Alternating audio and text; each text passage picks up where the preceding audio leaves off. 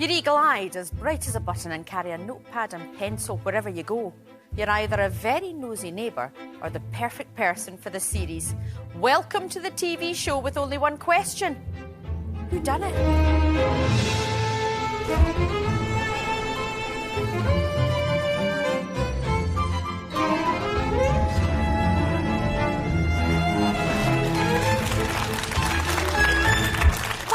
Armchair Detectives, the show where these Sherlock Holmes wannabes will try and solve a fictional crime. Our amateur sleuths will watch the evidence unfold from a case set in Mortcliffe, the quiet village where you should have an alibi ready at all times. They'll watch Mortcliffe's top coppers uncover the suspects. There they are. DI Knight, DC Slater and scene of crime officer Simmons. Before we head to Mortcliffe for the first time, let's meet our Armchair Detectives. Hello, Armchair Detectives. Hi. Hello. Always cheerful, always ready to go. Now, only 3 of you play each day, so please take your armchairs. Charlie, Christina and Catherine. Come on up.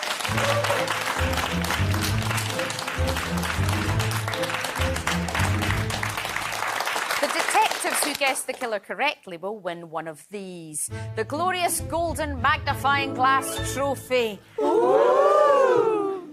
Now, Charlie, you're chasing a second win, which would put you on par with your girlfriend, Laura. What tactic are you going to employ today? Well, on the basis of previous performance, I'm expecting a crossword clue carefully engraved inside a wooden leg held by an identical twin with a squinty tattoo. So I am prepared for anything.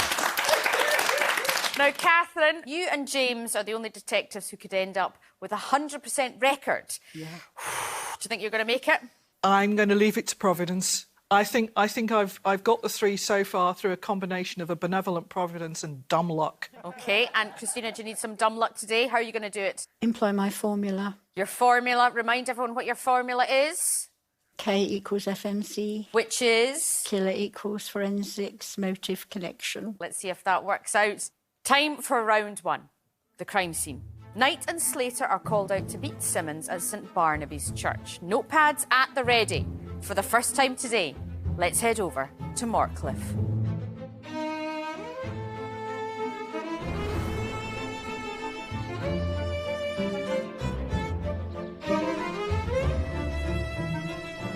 Reverend Tranton, I believe there's been a fatality. It's Father McRae. He was the reverend here at St Barnaby's before me. We heard the bell ring out at 5, which was unexpected. Reverend Willis went up to investigate and that's when we found him. Yes. Terrible. Shocking. It's just up there. Thank you. Could I ask you all to remain here while we take a look? Please don't touch anything. This is now an active crime scene.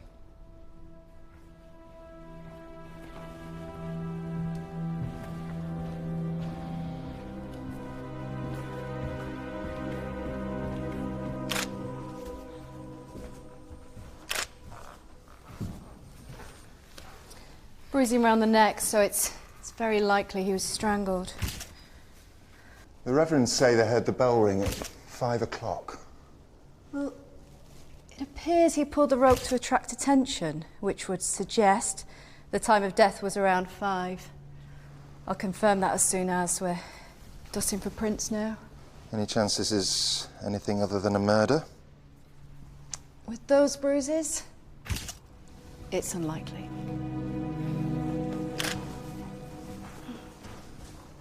You said you heard the bell ring at 5 o'clock. Do you know if anyone was with Father McRae at that time? There were the 3 of us having a meeting about tonight's service. The front door was still locked. There's only one entrance to the bell tower, am I correct? Yes, only one. That's my key to the bell tower. What are you doing with it? No idea. At all. Thank you for your time. When we have more information, we'll be in touch. Yeah. Reverend Tranton? I suppose all the other celebrations will need to be cancelled now. I'm afraid so. Was there something you wanted to say to us? It's just that Father McRae wasn't Well, the most popular of men, I'm afraid to say. Can you elaborate? He was rude to me, dictatorial and an unsupportive colleague. Indeed. Reverend Reese didn't have much time for him, nor does Reverend Willis. I see. Father McRae was always very critical of Reverend Reese, and Reverend Willis was always the butt of his horrible practical jokes. Since we've been planning the special celebrations, we've spent the entire time arguing. About? Everything, really. From who would lead the sermon, to one another's delivery style. Honestly, I think when it comes to suspects, you're spoilt for choice. Thank you for your insights, Reverend Tranton. My pleasure. Anything else, just give me a call.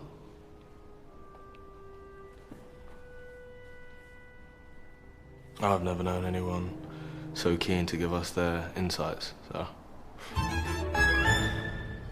OK, now Armchair Detectives. There are a lot of reverends in this particular mystery. So if you don't mind, I'm going to give you the victim profile and we'll get the suspects up so we know exactly who we're talking about. So let's deal with the victim first of all. Today we're investigating the death of Reverend McRae. He was 60 years old. He was a former reverend at St Barnaby's Church. In his personal life, Reverend McRae was a fundraiser. The cause of death is suspected strangulation and the time of death is approximately 5 p.m. Let's take a look at the suspects board so we know who we're talking about. We've got Reverend Tranton, the current reverend of St Barnaby's Church, Reverend Willis, the former reverend, and Reverend Reese, also a former reverend. She is helping the police with their inquiries with an ungodly degree of enthusiasm, you know? And what about the Reverend Reese?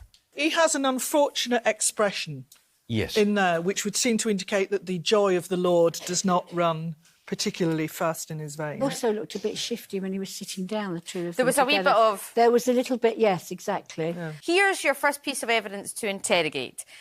Pictures of the bell rope at the crime scene. 2's crossed over with 3, but also it's a different knot. And that knot is what's it called? It's like a sort of whatever knot. The bell ringers, or whoever's responsible for ringing the bell, would never have left them like that. An experienced bell ringer wouldn't leave them like that. And the other question is, he's been strangled. And when we focused in on the photo of Father McRae's right hand, his pinky finger was bent away from the rope. If he's been strangled from behind with a rope or something, it's going to be the smallest finger to try and get through. So if we can identify one of those ropes, which may or may not be broken, then we'll know which rope was used to strangle him. Yeah, because whoever did it put it back in the wrong position and the wrong knot. So do you think it's number 2 that he's been strangled with and put back in the wrong way? Yes. But why are those 2 ropes crossed? Because I think in a hurry, maybe he didn't notice, the person that killed him didn't notice that. Interesting. Make sure you make a note of that, because that might come up later on. Time for round 2, last movements. We'll now see what happened to Reverend McRae on the day of his death. Let's head to bell ringing practice at St Barnaby's Church.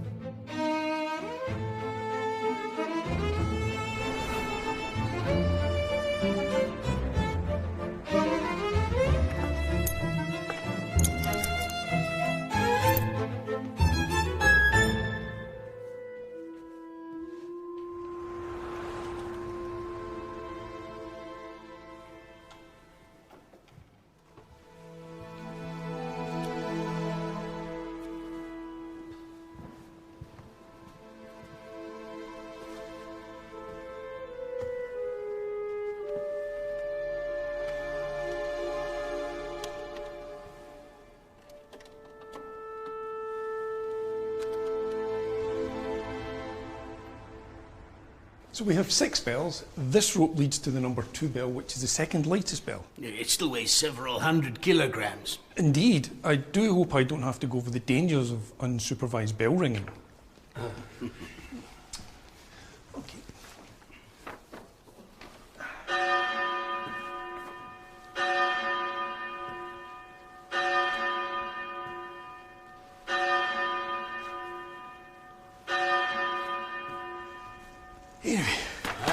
Thank you.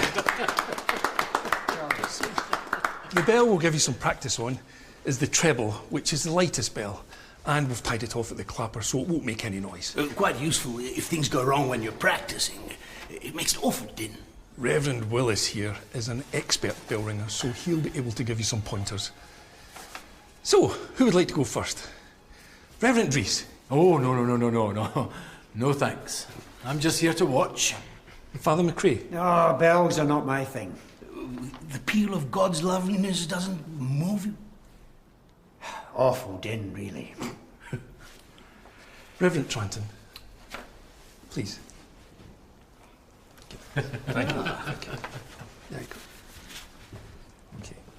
So just bend at the knees and pull straight down. The bell will do the work. No need for a gym membership now, huh?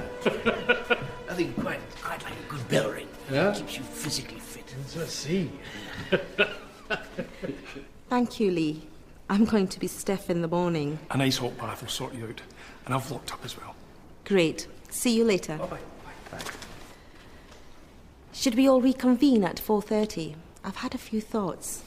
And hopefully this discussion won't be as heated as last night's. Nothing wrong with a bit of debate. If all parties listen, as well as pontificate. Absolutely. Thank you all. Hello, Reverend. Never known one so young keen to spend so much time reading. Here you go. How's the archive research going? Incredibly well. Yesterday, I found all the designs to the bell tower. Lovely. So glad the archives are doing something useful. Let's chat later, shall we? Yes, of course.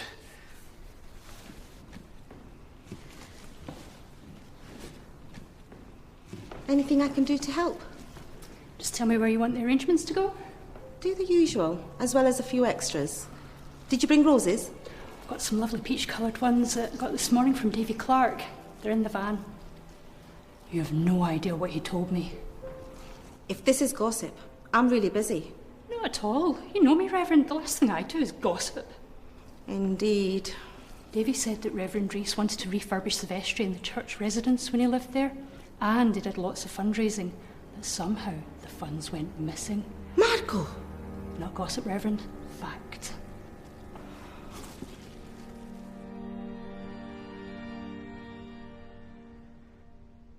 Where's Father McRae? Are we to begin without him? I'm sure he'll be along presently.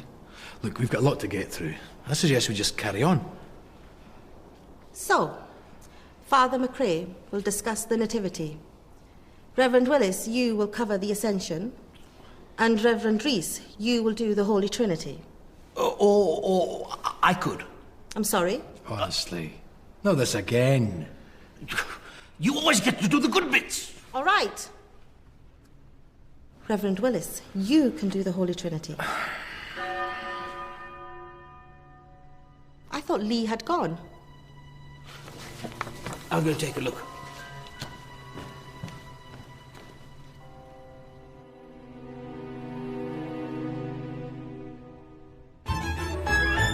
Wow. A lot going on there. There is a huge amount going on there. So let's just take it bit by bit.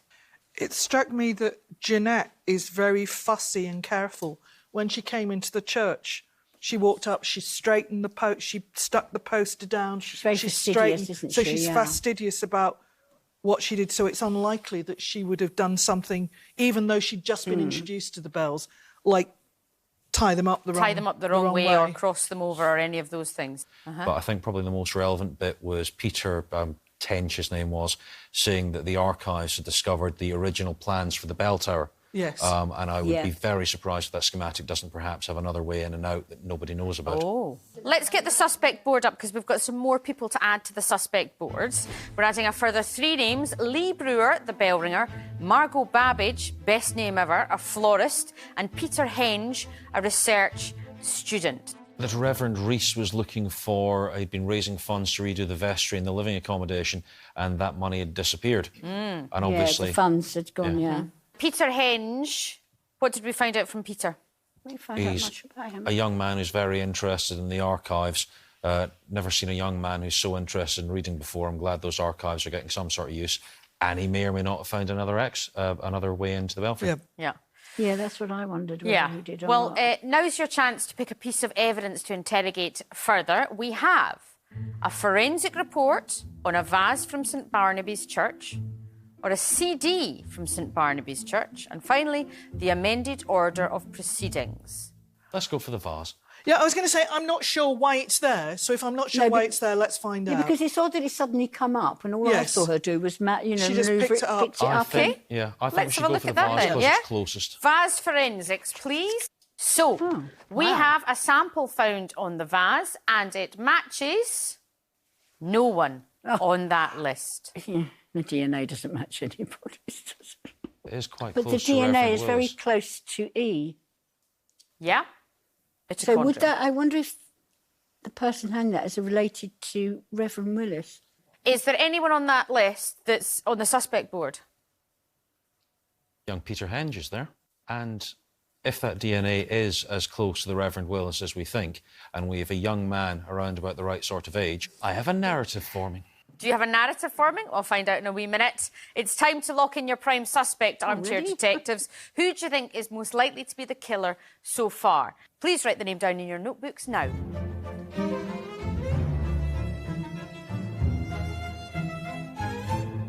Charlie, tell me who your prime suspect is and why. I've gone for the angriest beard in Morcliffe, Reverend Willis. Why? He's an expert bell ringer. He has the keys to the place. He has means. He has that kind of deep-seated rage. It's just quavering through his eyebrows. I can see him killing McCrae one joke too far, and he snaps. Okay. He snaps like a psychological twig, and this is only going to be the first body, I think. We're looking for a full-blown rampage from him. Christina, who have you chosen as your prime suspect and why? Peter Henge. Why? A, he wasn't tested for DNA. B, I really do think his DNA is remarkably similar to Willis. I think he's found out that Willis was his father. I didn't know that. And he's angry about something and he's decided to top him off. Who have you gone for and why, Catherine? I have gone for the Reverend Rees. OK. There's something buttoned up about his demeanour, and we've heard that he is widely suspected by people apparently outside the church that he raised money for the refurbishment of the manse and the living quarters, and that it vanished.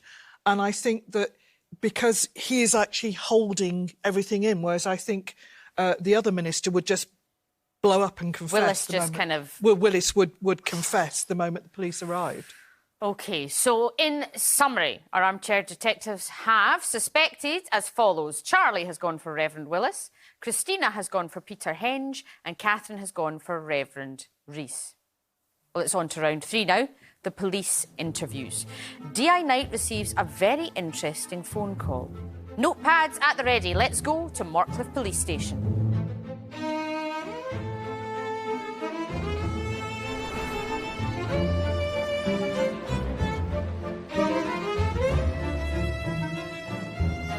Turns out, time of death was around 3:30, not 5 as Simmons originally surmised.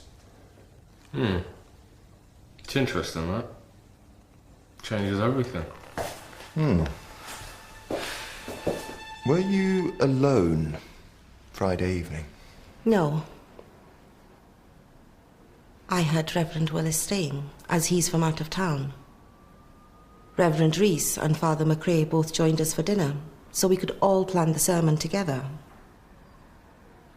You know, Margot is pretty busy when there's a death, given she runs both the flower shop and funeral parlour.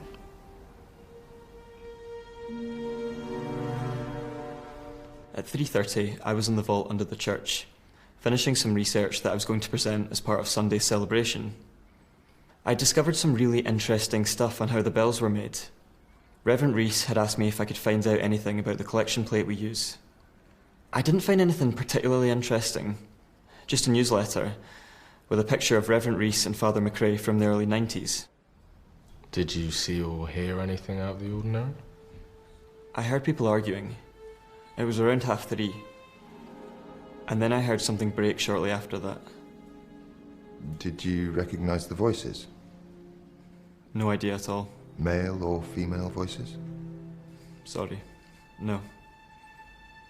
I was sitting in the gardens at the back of the church relaxing. Around 4:15, I came back inside to inspect the church, assessing its wear and tear, looking at the new things they've put in since I've left. Margot was there. Yes, she was trimming flowers. Did you notice anything unusual? She was wearing gloves. Is that unusual? In my day, she never used to. Struck me as rather odd. But then, she's always been an odd woman. Margot takes such delight in others' misfortunes, a deeply unappealing trait.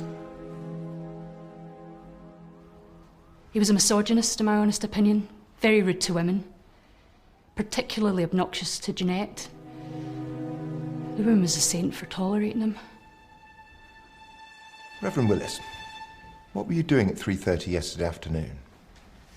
I can't remember.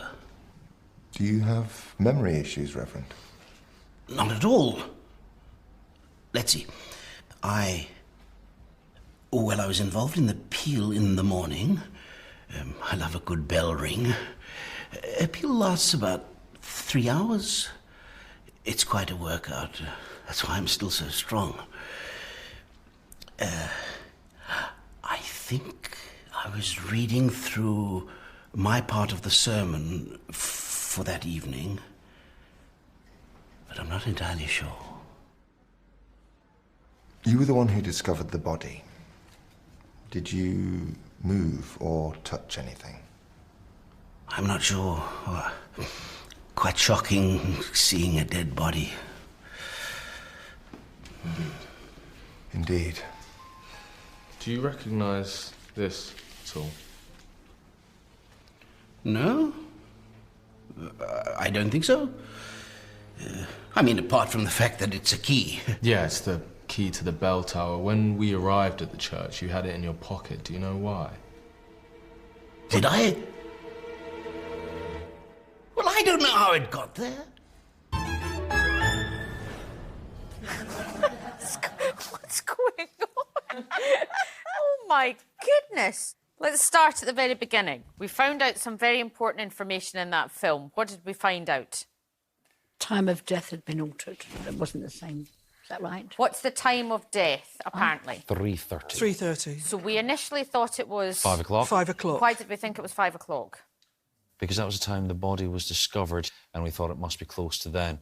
But why has the But time also, changed? didn't the bell go at 5? Bell went at 5. Yeah, but if Yeah. he was there Yeah. at That was what 3:30... made So a bell he went would- at 5, which made everyone go, oh, why is the bell going? Yeah. And we know that the bell rope that was in McCrae's hand could not have been the bell ringing, because that was the tenor bell was that was the tenor muffled. bell that does so it it, would have to be the muffled it, very yeah. minimum, either 3 or 4, which were crossed So, over.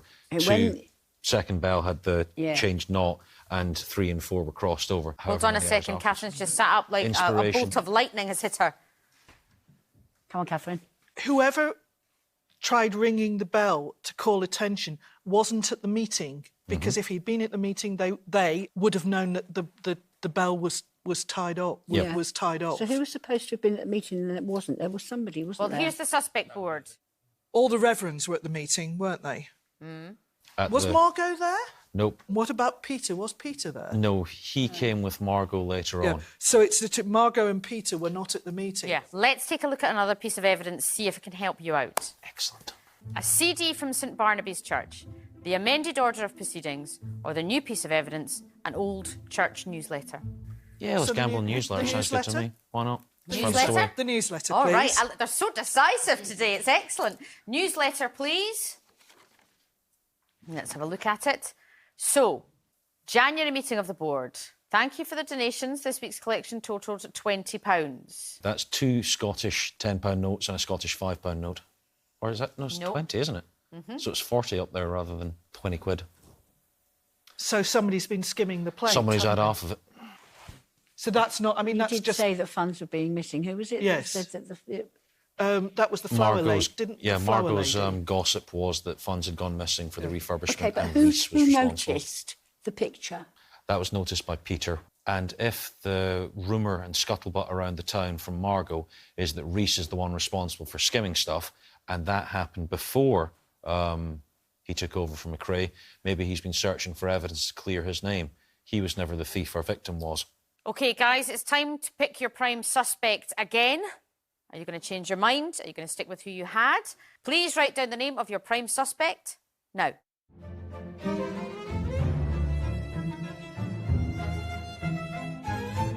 So, Charlie, last time your prime suspect was the Reverend Willis. Have you changed your mind? I absolutely have. I've gone for Peter Henge instead. All right, why? Well, Peter Henge, obviously downstairs underneath the belfry. He's come up via the secret passage opened by twisting one of the rope stanchions that was going. Murdered him. He's done this because he's discovered he's the illegitimate son of Reverend Rees. Christina, last time you went for Peter. Have you changed your mind? No. Why Peter?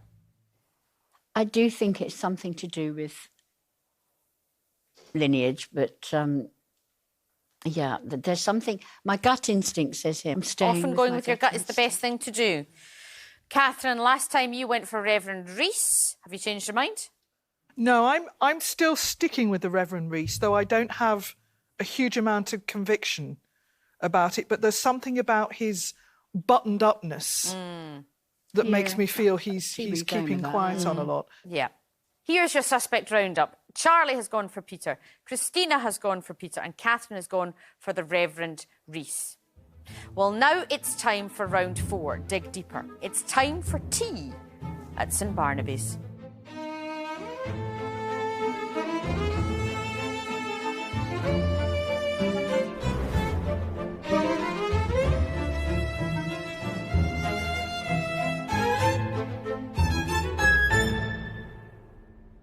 This arrived for you.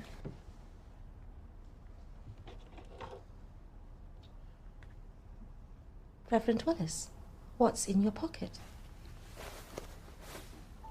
Gosh, who put it there? My dear, I'm so sorry. It's fine, Reverend. Try not to do it again. Good grief. You don't think it was me, do you? Of course not. Right, down to business. For tomorrow's sermon, I'll go first. Then hand over to you, Reverend Rees. And then you, Reverend Willis.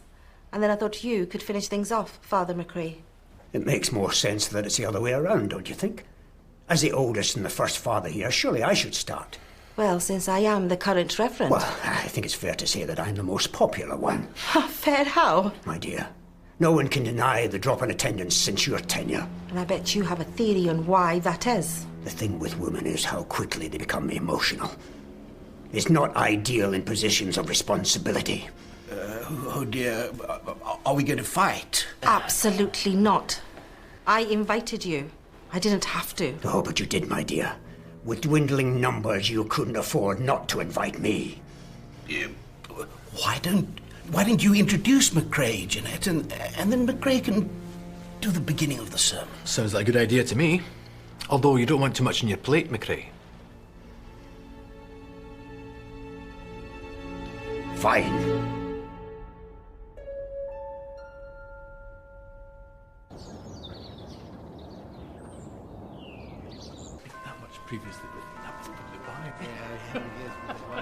Have you heard what Reverend McRae said? Hold on. Sorry about that. I can barely hear myself think. What were you saying, Marco? McRae. He was at the post office and Davy overheard him complaining about how you've made a mess of the church. Every time that man comes, all he does is undermine me. I'm going to have to speak to him. Davy also said that Rees is living well, way beyond his means. Some say... Marco, that's enough gossip. Hi, Lee. I would have gone up to sort out the bell tower, but I've lost my key. That's strange for a post-it note organisational genius like yourself. Most strange. I'll see you at 2 for the bell ringing session. I'm glad you're coming. I wouldn't miss it for the world. Well, there was clearly a very significant dig about you've got too much on your plate. Yes, subtle. Yes. Subtle that was. One reverend clearly suspects the other one of having skimmed I Father think it's McRae more of- than suspects, because Father McRae was given it the big I am all the way through, and the only thing that put him in his place and shut him up was a bit much on your plate, eh? And So it was I- Reverend Rees that Bingo. said that Yes. to Reverend McRae. I think Rees might be holding that over him and using that as a stick to beat McRae. And the other one, they have an electric bell chime. My church, one of my old churches used to have one of those. Oh, really? It had a lightweight hammer, and it just played like a little chime. And the CD. Let's just work out the timing. So what's the significance of having the bells ringing electronically? What's the significance of that? Then all of our wonderful theories about which rope was pulled, which was muted, could be completely moot, because the bell could simply have been a press button on the CD. Yeah. Yeah. Well, let's look at the evidence, see if we can take you forward in the investigation. A CD from St Barnaby's Church, the amended order of proceedings, and the new item, a postcard given to Father McRae, which we saw being handed over whilst they were having their meeting in that film. Which one would you like to see? I'm entranced by the postcard on the grounds that that's obviously shut McRae up a little bit. He's a fairly odious human being. Because when she passed it over... Yeah. I think the postcard. Yeah, I think so. I think the Yeah. postcard. That was it was Let's have a look completely at it weird, then. wasn't it, when Yes. you looked at it? Let's see the postcard. Alcatraz Island, San Francisco Bay, and it reads, I'm travelling again. I'm in San Francisco, going up lots of hills. Enjoyed Alcatraz, but I had to pay. Come, and you will not regret it. Wish you were here. To the Reverend McRae, Vicarage St Barnaby's Church. Subtle. Or if we go from the capitalised words bottom to top, you will pay up again. Yep. Do you think it's a code? I suspect it may be, Susan. What else can you spot? There's no stamp on the postcard. Which means? Very good point. But the person actually handed it over. Great point, Christina. Yep. OK, Armchair Detectives. Prime suspect time again. Who are you going to go for? Write it down now.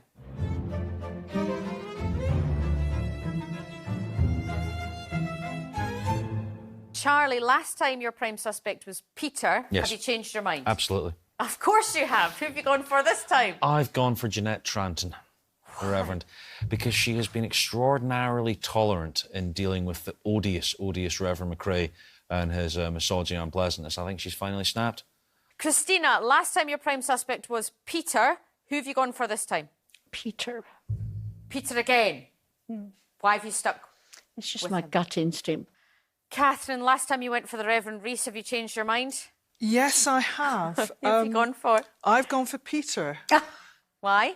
We came to the conclusion earlier that we thought it was possibly one of the people who wasn't at the meeting.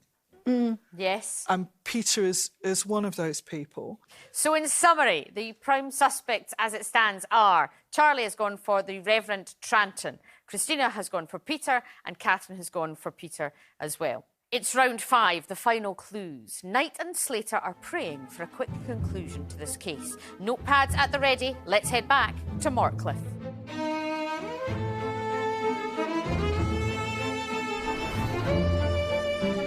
I've officially determined the cause of death. McRae was strangled. Is that with the bell rope? No, this is interesting. He was strangled by someone wearing gloves. He had a few fresh bruises on his chest like he'd been punched.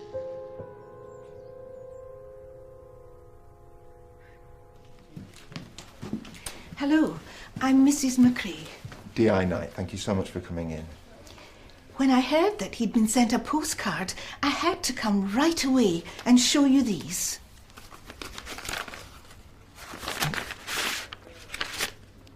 He received more than one of these? Every 6 months or so, a postcard would arrive, and he'd say, "That cursed Reverend." No idea who sent them, though. They don't sign their name. It's happened for donkey's years now. So you've no idea who sent them? None at all. Wow. OK. Fairly important discovery in that film, which was? That he's been blackmailed for a significantly longer period of time. Years. Yes. And he said accursed Reverend, so he knows he knows it's Reese, essentially. And what else did we find out? That he was strangled by somebody wearing gloves. They didn't tell you what he was strangled with. Someone wearing gloves. But it was someone wearing gloves. The person wearing gloves was Yep. Margot Babbage wearing green gloves. OK, Armchair Detectives, let's move on to your final evidence pick. You can have either a CD from St Barnaby's Church or the amended order of proceedings. I'm not sold on the CD track listing, but if there is not the sound of that single, fairly deep-toned bell... Then we have to go back to... We have to go back to somebody having pulled the bell rope. Yes. Yeah. CD? Go for the CD. The CD? CD? I'm convinced. I think so. Let's look at the CD track listing then. Wedding bells, call to church, funeral call, sombre 1 bell, plain bob minor 6 bells, Cambridge major 8 bells. 1 bell was the funeral call. Track 3, funeral Track call, 3. sombre 1 bell. It could be. It could be that. Could well be. And I think also more critically is the fact there is a remote control. So somebody could have done that. Somebody could have quite comfortably taken the gloves from the vase, which is why we got the vase mentioned in the first place, strangled our victim McCrae, come back and whilst at the meeting gone bong underneath the table. OK, Armchair Detectives. I'm afraid the moment has come to us again. You're about to make your final accusation for the chance of winning a golden magnifying glass. It's time to answer the only question that matters. Who done it? Congratulations to Preston Pan's ladies rugby team who've guessed every killer so far this series. Well done. Clever ladies.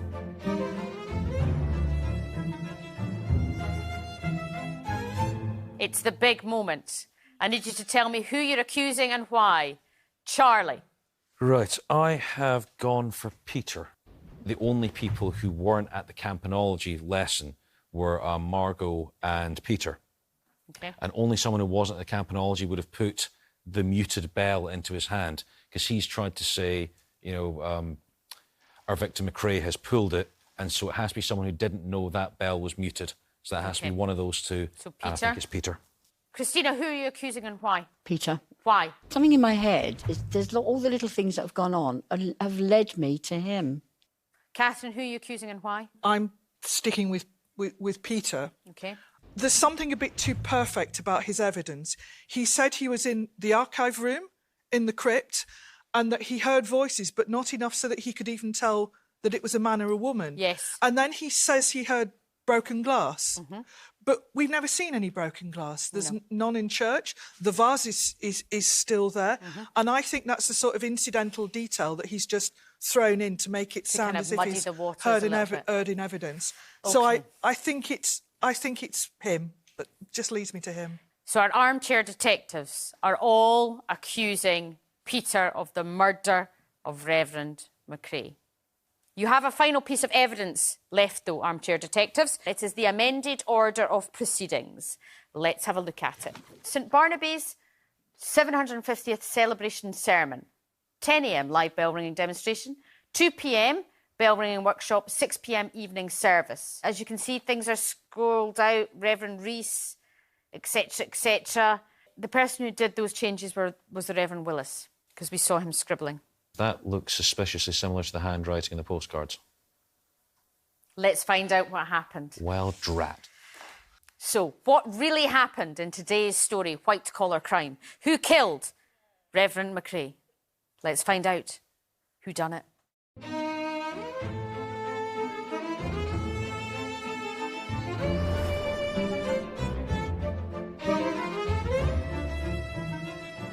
All of these postcards are pictures of prisons, sir. What's the symbolism? A threat, warning. Look at how each message has capitalised words in it. Again, up, pay, will, you. You will pay up again. Blackmail. Blackmail for what, though, sir? That's the question. No stamps, though, on any of them. Hand-delivered. So that means it must be from someone local. That's everyone. If the blackmail's been going on for years, that's definitely a motive for murder. The time frame suggests a long grievance. Look at this. McCrae hands over church duties to Rees. 1990. That's 27 years ago. Yeah, but look at the caption. Thank you for your donations. This week's collection totaled £20. If you look at the photo of the collection plate, there's clearly £40 on that. Right, but Margot said that Rees only had enough money to refurbish the pulpit. I think McCrae was taking money from the collection. Rees found out, was furious and blackmailed him for years, it seems. Yeah. Could have been Willis, though. I mean, the man had the key in his pocket. That's my key to the bell tower. What are you doing with it? No idea. At all. Well, there's one way to find out. Willis's handwriting. See how he changed the order of the sermon. Now compare the two. Yeah, he didn't write the postcards. Exactly. Jeanette Tranton spoke of the disagreement she had with McCrae at the church residence the night before the murder. I think it's fair to say that I'm the most popular one. Fair how? My dear, no one can deny the drop in attendance since your tenure. And I bet you have a theory on why that is. The thing with women is how quickly they become emotional. Reese was there too. That's when he must have taken the bell tower key. Margot said she saw him at the gardens at around 3 p.m. He then wasn't seen again until 4:30 at the meeting.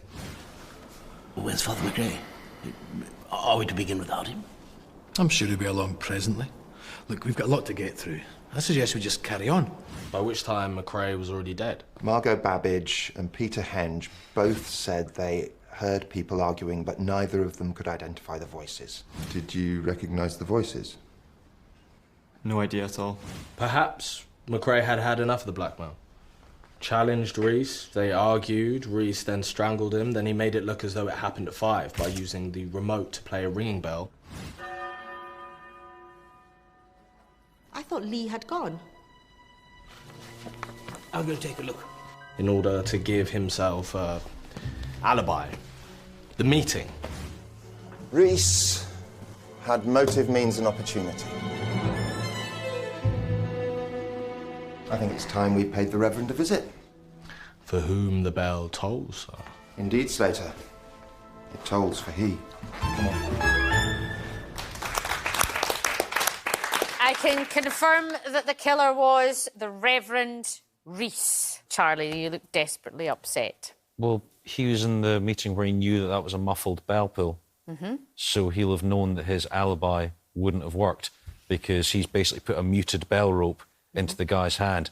He obviously pulled that, so the murder must have been at 5 o'clock where I was obviously in a room with 2 other people. It's a muted bell rope and he knew it was a muted bell rope. It's entirely possible that killers sometimes make mistakes, Charlie, in the heat of the moment, and that the killers are not always perfect, as we think they possibly are. Right. You became slightly fixated on Peter early on because of the DNA evidence, and I'm afraid to tell you that the vase was just a red herring. And there was no paternity issues. There was nothing going on. I enjoyed it immensely, but I'm afraid you failed to pick today's killer. Give them a round of applause. Well done, all of you. Armchair Detectives, hands up. How many of you got the Reverend Reese? Oh, yes! First time! That is the first time ever nobody correctly identified the killer. That's all from Armchair Detectives. Tomorrow we'll see Knight and Slater tread the boards as they investigate a deadly crime at a theatre. And remember, no one gets away with murder in Mortcliffe. Goodbye. Never mind, Catherine. Never mind.